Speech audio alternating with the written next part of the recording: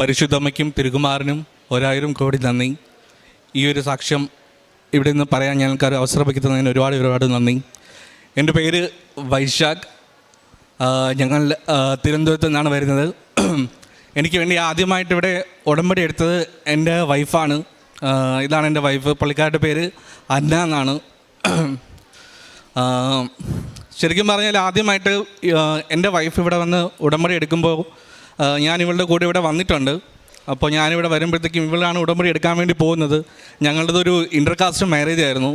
അപ്പോൾ പുള്ളിക്കാരത്തി ക്രിസ്ത്യനാണ്, ഞാൻ ഹിന്ദുവാണ്. അപ്പോൾ പുള്ളിക്കാരി ഇവിടെ വന്ന് ഞങ്ങൾ രണ്ടുപേരും ദുബായിലാണ് വർക്ക് ചെയ്യുന്നത്. അപ്പോൾ പുള്ളിക്കാരത്തി നേഴ്സാണ്, ഞാൻ അവിടെ ഒരു മറൈൻ കമ്പനിയിൽ വർക്ക് ചെയ്യാണ്. അപ്പോൾ പുള്ളിക്കാരി ഇവിടെ വന്നു ഉടമ്പടി എടുക്കണമെന്ന് പറഞ്ഞു. നമുക്ക് വർഷങ്ങളായിട്ട് കുഞ്ഞുങ്ങളില്ല, കല്യാണം കഴിഞ്ഞിട്ട് 6 വർഷമായി. അപ്പോൾ അങ്ങനെ ഇരിക്കുന്നൊരു സാഹചര്യത്തിൽ പുള്ളിക്കാരി വന്ന് ഇവിടെ ഉടമ്പടി എടുക്കാൻ വേണ്ടി തീരുമാനിക്കുമ്പോൾ ഞാൻ പറഞ്ഞു, ശരി നീ ഉടമ്പടി എടുക്ക്, ഞാനിവിടെ നിൽക്കാമെന്നൊക്കെ പറഞ്ഞു. അങ്ങനെ പുള്ളിക്കാരി ഉടമ്പടി എടുക്കാൻ വേണ്ടി പോയി. ഞാനിവിടെ ഇങ്ങനെ മാറി നിന്നിട്ട് ഞാനിവിടെ നിന്ന് ഇങ്ങനെ നോക്കുന്നുണ്ട്. ഇവിടെ ആൾക്കാർ വരുന്നത്, ആൾക്കാർ കയറി ഇറങ്ങുന്നത്, ഓരോ ആൾക്കാരും ഓരോരോ സാക്ഷ്യം പറയുന്നത്. പക്ഷേ ഞാനിതിനെല്ലാം വലിയൊരു മുമ്പ് തന്നെ കൃപാസനത്തിൻ്റെ ട്രോൾ വീഡിയോസൊക്കെ കണ്ടിട്ടുള്ളതുകൊണ്ട് എനിക്ക് വിശ്വാസം എന്ന് പറയുന്നതേ ഇല്ലായിരുന്നു. ഞാൻ ഒന്നിനും ശ്രദ്ധിക്കുന്നില്ലായിരുന്നു. ഞാൻ ആലോചിക്കുന്നതെന്ന് പറഞ്ഞാൽ ഇവിടെ എത്രത്തോളം ആൾക്കാർ വരുന്നു, എത്രത്തോളം വരുമാനം വരുന്നു, ഇങ്ങനെയൊക്കെയാണ് ഞാൻ ചിന്തിച്ചുകൊണ്ടിരുന്നത്. വളരെ നെഗറ്റീവായിട്ടുള്ള കാര്യങ്ങളായിരുന്നു എൻ്റെ മനസ്സിൽ അന്ന് പൊയ്ക്കൊണ്ടിരുന്നത്. അപ്പോൾ അങ്ങനെ ഞാനിവിടെ വന്നു. തിരിച്ച് പുള്ളിക്കാരി വന്നു ഉടമ്പടി എടുത്ത് കഴിയുമെന്ന് പറഞ്ഞു. ഞാൻ പറഞ്ഞു ഓക്കെ ശരി നമുക്ക് പോകാമോ എന്ന് ചോദിച്ചു. പോകാമെന്ന് പറഞ്ഞു. നമ്മൾ തിരിച്ചു പോയി ഞങ്ങൾ ദുബായിക്ക് പോയി. നമുക്ക് വളരെ ശരിക്കും നമ്മൾ അന്ന് നാട്ടിൽ വന്നതെന്ന് പറഞ്ഞാൽ ഞാൻ ദുബായിൽ നിന്ന് ഞങ്ങളൊരു ലോൺ എടുത്തിട്ടുണ്ടായിരുന്നു. ആ ലോണിൽ ഒരു വീട് വച്ചിട്ടുണ്ടായിരുന്നു, കുറച്ച് സ്ഥലം വാങ്ങിച്ചിട്ടുണ്ടായിരുന്നു. ദൈവമാണ് നിങ്ങൾക്ക് എല്ലാ കാര്യങ്ങളും നടത്തി തരുന്നതെന്നുള്ളത് മറന്നുകൊണ്ടാണ് ജീവിച്ചിരുന്നത് സത്യം പറഞ്ഞാൽ. പക്ഷേ ഇവിടെ വരുമ്പോൾ പോലും അങ്ങനെ ഒരു അനുഗ്രഹം എനിക്ക് ദൈവം ആ സമയത്ത് തന്നിട്ട് പോലും ഞാൻ നന്ദിയൊന്നും പറഞ്ഞിട്ടില്ല. ഞാൻ മിണ്ടാതെ ഇവിടുന്ന് ഒരു അനലൈസേഷനും ഒരു വാലിഡേഷനും ഒക്കെ ഇവിടെ നടത്തിയിട്ട് ഞാനങ്ങ് പോയി. തിരിച്ച് ദുബായി ചെന്ന് ഞാൻ നമ്മുടെ നോർമൽ ജീവിതം അങ്ങനെ നയിച്ചുകൊണ്ടിരിക്കുമ്പോഴത്തേക്കും ഒരു ദിവസം ഇവൾ എന്നോട് പറഞ്ഞു, ഇവൾ നേഴ്സാണ്, ഇവളെന്നോട് പറഞ്ഞു എനിക്ക് നിൻ്റെ തൊണ്ടയിൽ ഒരു ചെറിയ മുഴ പോലെ തോന്നുന്നു എന്ന് പറഞ്ഞു. ഞാൻ പറഞ്ഞു മുഴയോ? മുഴ പോലെ തോന്നുന്നു എന്ന് പറഞ്ഞു. അപ്പോൾ ആ സമയത്ത് ഞാൻ ഇതിനെക്കാട്ടിയും കുറച്ചും കൂടെ വണ്ണമുണ്ട്. അപ്പോൾ ഞാൻ എന്ത് ചെയ്തെന്ന് പറഞ്ഞാൽ ഞാൻ പറഞ്ഞത് വണ്ണത്തിൻ്റെ ആയിരിക്കുമെന്ന് പറഞ്ഞു. എങ്കിലും ഞാൻ സാധാരണ അവിടെ ഒരു ക്ലിനിക്കിൽ പോയി ചെക്ക് ചെയ്തു. ദുബായിൽ ഒരു മെഡിസിൻ ഫെസിലിറ്റി ഒന്നും ഒരിക്കലും നമുക്ക് പറയാൻ പറ്റില്ല നമ്മുടെ നാട്ടിന് എത്ര അഡ്വാൻസ്ഡ് ആണെന്ന് ഞാൻ ഒരിക്കലും പറയില്ല. അപ്പോൾ ഞാനവിടെ ചെന്നപ്പോഴത്തേക്കും അവരും പറഞ്ഞു ഇത് വലിയ ഇതായിട്ട് തോന്നുന്നൊന്നുമില്ല, നിങ്ങൾ വെയിറ്റ് ഒബിസിറ്റിയാണ്, നിങ്ങൾക്ക് കൂടുതൽ വെയിറ്റ് ഉണ്ട്, നിങ്ങൾ വെയിറ്റ് കുറയ്ക്കാൻ നോക്കൂ എന്നൊക്കെ പറഞ്ഞ് എന്നെ അങ്ങ് വിട്ടു. അപ്പോൾ ഞാൻ വെയിറ്റ് കുറച്ച് കഴിഞ്ഞപ്പോഴത്തേനും പുള്ളിക്കാരത്തി വീണ്ടും എന്നെ ഒന്ന് നോക്കിയിട്ട് പറഞ്ഞില്ല എനിക്ക് എന്തോ ചെറിയൊരു സംശയം, ചെറിയ മുഴ പോലെ തോന്നുന്നു എന്ന് പറഞ്ഞു. ഞാൻ പറഞ്ഞു ശരി ഞാനൊരു കാര്യം ചെയ്യാം, ഞാൻ പോയി വേറൊരു നല്ലൊരു ഡോക്ടറെ കാണാമെന്ന് പറഞ്ഞു. ഞാൻ ഡോക്ടറെ പോയി കണ്ടപ്പോഴത്തേനും ഡോക്ടർ എന്നോട് പറഞ്ഞു ഒരു കാര്യം ചെയ്യാം, നമുക്ക് ഒരു FNAC ചെയ്യാമെന്ന് പറഞ്ഞു. അപ്പോൾ ഞാൻ പറഞ്ഞു FNAC ചെയ്യേണ്ട കാര്യമുണ്ടോ? അപ്പോൾ പറഞ്ഞു ചെയ്ത് നോക്കാമെന്ന് പറഞ്ഞു. ഓക്കെ ശരി എങ്കിൽ FNAC ചെയ്യാമെന്ന് പറഞ്ഞു.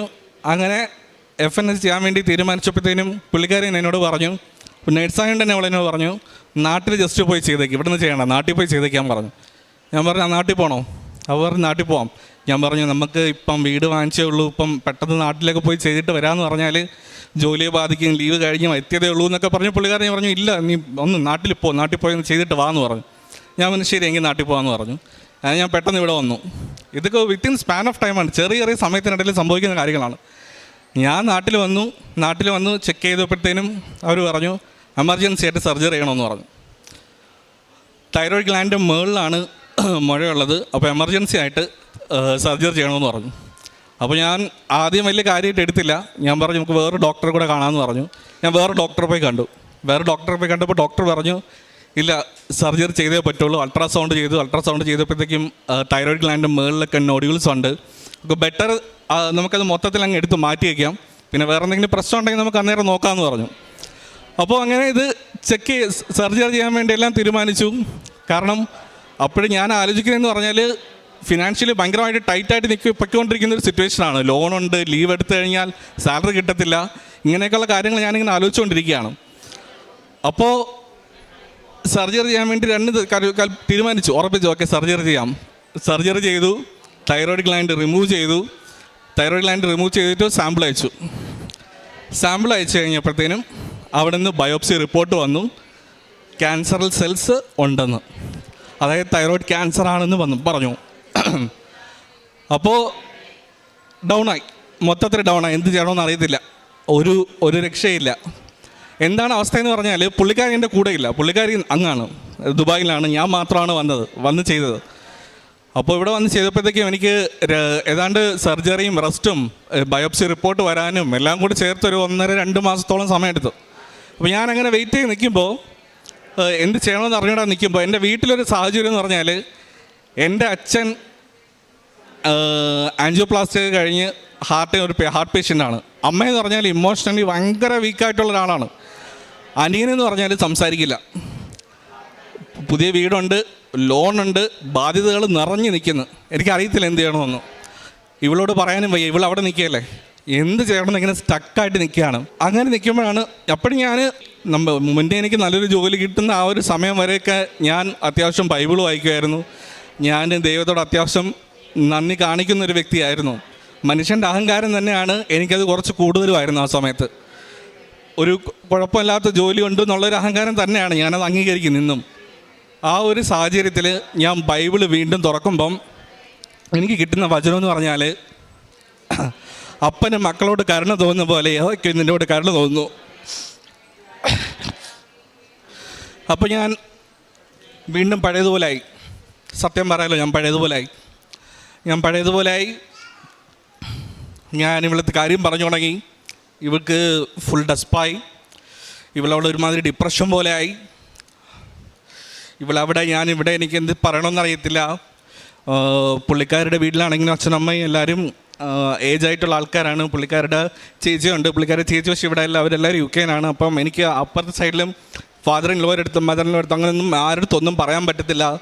എൻ്റെ അനിയൻ്റെ അടുത്ത് പോലും എനിക്ക് കൂടുതൽ ഡിസ്കസ് ചെയ്യാൻ പറ്റത്തില്ല, കാരണം അവനും സംസാരശേഷിയില്ലാത്ത ഒരാളാണ്.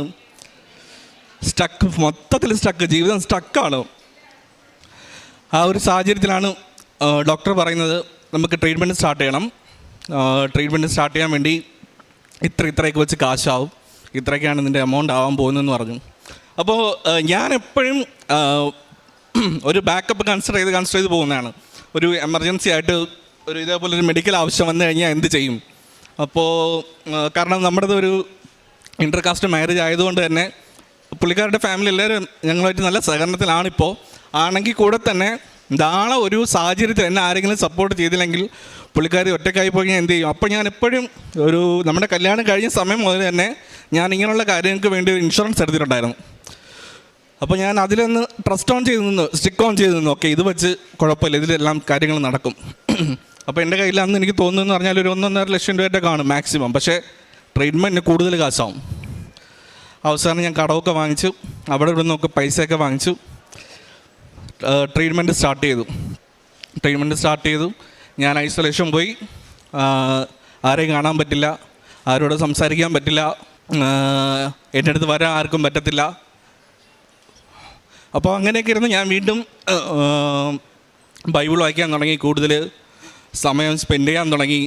ആ രണ്ട് ദിവസം മൊത്തത്തിൽ ഞാൻ ഐസൊലേഷനിലായിരുന്നു. 2 ദിവസവും ഞാൻ മാതാവിനോട് പ്രാർത്ഥിക്കാൻ തുടങ്ങി. മാതാവിനോട് ഒത്തിരിയും പ്രാർത്ഥിച്ചു. ഞാൻ പറഞ്ഞു, മാതാവേ, എൻ്റെ ഫ്രണ്ടിൽ വേറെ ഓപ്ഷൻ ഇല്ല, എനിക്ക് കയറി വന്നേ പറ്റൂ. അങ്ങനെ ഞാൻ ട്രീറ്റ്മെൻറ്റ് കഴിഞ്ഞ് പുറത്തിറങ്ങിയപ്പോൾ ഡോക്ടർ എന്നോട് പറഞ്ഞു, ഇപ്പോൾ കുഴപ്പമില്ല, നമുക്ക് ഫസ്റ്റ് ലെവൽ ട്രീറ്റ്മെൻറ്റ് കഴിഞ്ഞു, ഇനി സെക്കൻഡ് ലെവൽ നമുക്ക് ഇതിൻ്റെ സ്കാനിങ് വരും. പക്ഷേ നോർമൽ ലൈഫ് നിങ്ങൾക്ക് ലീഡ് ചെയ്യാം, നിങ്ങൾക്ക് പോകാം, തിരിച്ച് ദുബായിക്ക് പോകാം, പ്രശ്നമൊന്നുമില്ല എന്ന് പറഞ്ഞു. അപ്പോൾ തിരിച്ച് പോകുന്നതിന് മുന്നേ ഞാൻ ഇവളോട് പറഞ്ഞു, ഇല്ല, എനിക്ക് കൃപാസനം പോകണം, നമുക്ക് കൃപാസനത്തിൽ പോയി ഒന്ന് പ്രാർത്ഥിക്കണം, അതിനുശേഷം നമുക്ക് തിരിച്ച് പോകാമെന്ന് പറഞ്ഞു. അപ്പോൾ എന്നോട് എല്ലാവരും വഴക്ക് പറഞ്ഞു, ഇപ്പോൾ ട്രീറ്റ്മെൻറ്റ് കഴിഞ്ഞ് ഇറങ്ങിയതേ ഉള്ളൂ. കാരണം ഈവൻ ഞാൻ എയർപോർട്ടിൽ പോയാൽ വരെ തൈറോയിഡ് പേഷ്യൻസിനൊക്കെ അറിയാൻ പറ്റും. നമ്മൾ റേഡിയേഷൻ എയർപോർട്ടിൽ വരെ നമ്മളെ സ്കാൻ ചെയ്ത് പിടിച്ച് നിർത്തും. അപ്പോൾ അങ്ങനത്തെ ഒരു സിറ്റുവേഷനിൽ ഇപ്പോൾ പെട്ടെന്ന് കൃപാസനത്തിലൊക്കെ പോകുമെന്ന് പറഞ്ഞാൽ അതെങ്ങനെ ശരിയാവും. അപ്പോൾ ഞാൻ പറഞ്ഞു, കുഴപ്പമില്ല, നമുക്ക് പോകാമെന്ന് പറഞ്ഞു. ഓക്കെ, അങ്ങനെ ഞാൻ കുറച്ച് വെയിറ്റ് ചെയ്തു. ഞാൻ ലീവ് കമ്പനിയിൽ എക്സ്ട്രാ ചോദിച്ചു. ഓക്കെ, ആ ഒരു കമ്പനി എനിക്ക് സാങ്ഷൻ ചെയ്ത് തന്നു. ഞാൻ വെയിറ്റ് ചെയ്തു. എല്ലാം കംപ്ലീറ്റ്ലി റിക്കവർ ആയതിനു ശേഷം ഞാൻ ഇവിടെ വന്ന് ഞാൻ മാതാവിനോട് പ്രാർത്ഥിച്ചു. അപ്പോൾ ഞാൻ പ്രാർത്ഥിക്കുമ്പോൾ ഞാൻ പറഞ്ഞതെന്ന് പറഞ്ഞാൽ, ഞാൻ എത്തുമ്പോൾ ലേറ്റായി. അപ്പോൾ എനിക്ക് ഉടമ്പടി എടുക്കാൻ പറ്റില്ല എന്ന് എനിക്ക് മനസ്സിലായി. അപ്പോൾ ഞാൻ മാതാവിനോട് പറഞ്ഞു, മാതാവ്, എനിക്ക് ഉടമ്പടി എടുക്കാൻ പറ്റില്ല എന്ന് എനിക്കറിയാം, പക്ഷേ ഇനി ഞാൻ അഹങ്കാരിയാവല്ല്, ഇനി ഇനി എനിക്ക് നിത്യതയിൽ ജീവിക്കാൻ പറ്റണം. അടുത്ത തവണ എനിക്ക് വരുമ്പം എൻ്റെ ഉടമ്പടി എടുക്കാൻ യോഗ്യനാക്കി തരണം. ഇത്രയും പറഞ്ഞുകൊണ്ട് ഞാൻ ഇവിടെ നിന്ന് പോയി.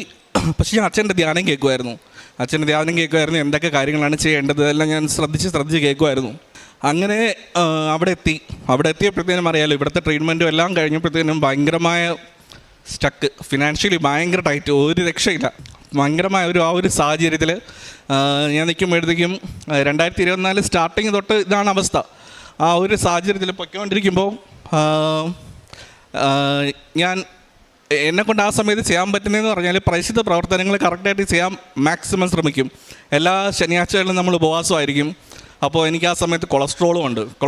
ഇവൾ നേഴ്സായത് കാരണം തന്നെ ഇവൾ രാത്രിയൊക്കെ എനിക്ക് സലാഡും കാര്യങ്ങളൊക്കെ തരത്തുള്ളൂ, വേറൊന്നും അങ്ങനെ തരത്തൊന്നുമില്ല. ഡയറ്റുണ്ട്, ഈ ട്രീറ്റ്മെൻറ്റ് ഭാഗത്തായിട്ടുള്ള സെപ്പറേറ്റ് വേറെ ഡയറ്റുണ്ട്.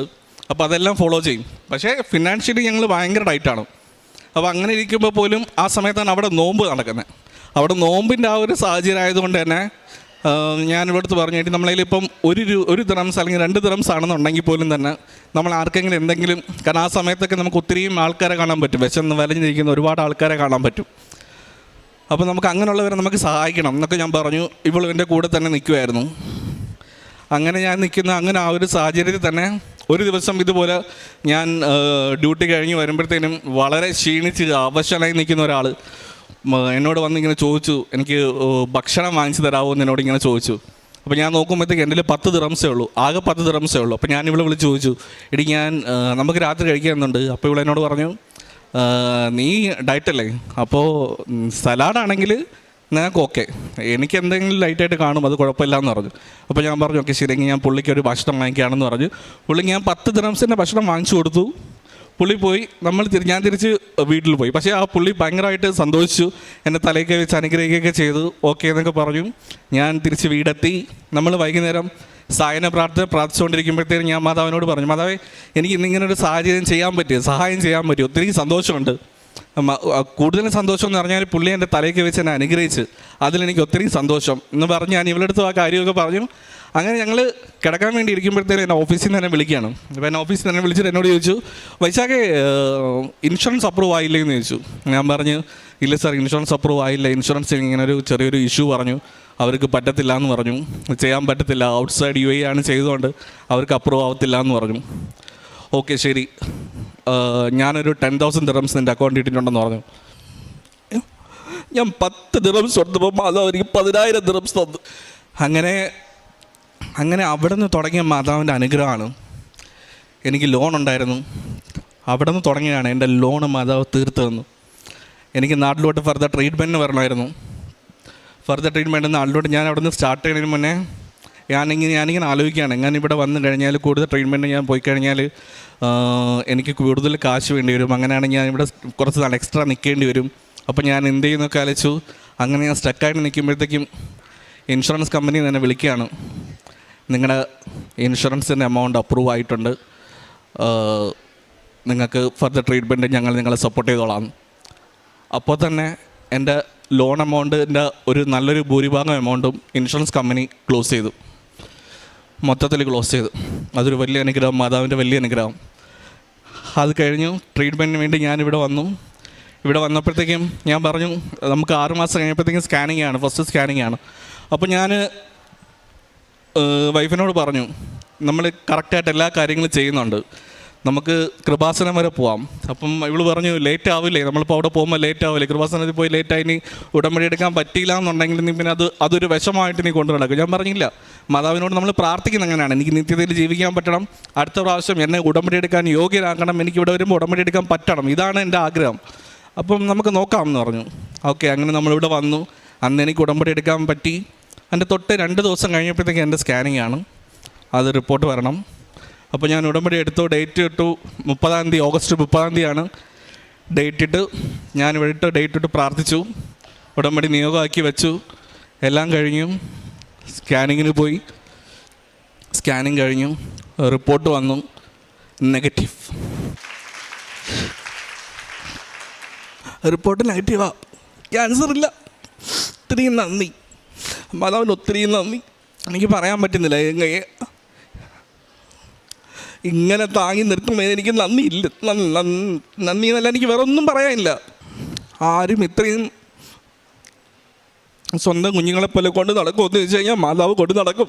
അതൊരു സത്യമാണ്, ഞാൻ അനുഭവിച്ചതാണ്. ഇന്ന് എൻ്റെ ഭാര്യ വീണ്ടും ഉടമ്പടി പുതുക്കി. അപ്പോഴേക്ക് ഞാൻ അവളോട് ഒന്നേ പറഞ്ഞോളൂ, നീ ഉടമ്പടി പുതുക്കുമ്പോൾ നീ വെക്കേണ്ട ഒരേ ഒരു കാര്യമുള്ളൂ, മരണം വരെയും നമുക്ക് ഉടമ്പടിയിൽ ജീവിക്കാൻ പറ്റണം. അത് മാത്രം നീ വയ്ക്കണം, ബാക്കിയൊക്കെ നിൻ്റെ ഇഷ്ടമുള്ള നിയമങ്ങൾ നിനക്ക് വയ്ക്കാം. ഇത് ഞാൻ അവളോട് പറഞ്ഞു. അവളത് വയ്ക്കുകയും ചെയ്തു. തുടർന്ന് നമുക്കങ്ങനെ പോകാൻ പറ്റുമെന്ന് വിശ്വസിക്കുന്നു. മാതാവ് ഞങ്ങളെ തുടർന്നും അനുഗ്രഹിക്കുമെന്ന് നമ്മൾ പ്രതീക്ഷിക്കുന്നു. ഇവൾ കുറച്ച് ഷൈ ആണ്, അതുകൊണ്ടാണ് ഇവളിങ്ങനെ സംസാരിക്കാൻ നിൽക്കുന്നത്. അതുകൊണ്ടാണ് അവൾക്കും കൂടെ വേണ്ടി ഞാൻ ഈ പറയുന്നത്. നന്ദി. സ്നേഹം നിറഞ്ഞവരെ, വൈശാഖ് എന്ന സഹോദരനും ഭാര്യയുമാണ് നമ്മളോട് തൻ്റെ ഉടമ്പടി ജീവിത സാക്ഷ്യം പങ്കുവെക്കുന്നത്. കൃപാസനത്തിലേക്ക് കടന്നു വരുന്ന ഒരു വ്യക്തിക്ക് ഈശോയുടെ ജീവിതത്തിലെ പീഡാസഹനത്തിൻ്റെയും കുരിശുമരണത്തിൻ്റെയും ഉത്ഥാനത്തിൻ്റെയും ദൈവരഹസ്യങ്ങളെ ധ്യാനിക്കുവാനായിട്ട് സാധിക്കും എന്നുള്ളതാണ്. നമ്മളൊരു സൈഡിലേക്ക് നോക്കുകയാണെങ്കിൽ ഉടമ്പടി എടുക്കുവാനായിട്ട് ജീവിത പ്രശ്നങ്ങളുമായിട്ട് നൊമ്പരങ്ങളുമായിട്ട് കടന്നു വരുന്ന ഒത്തിരിയേറെ വ്യക്തികളെ കാണുവാനായിട്ട് സാധിക്കും.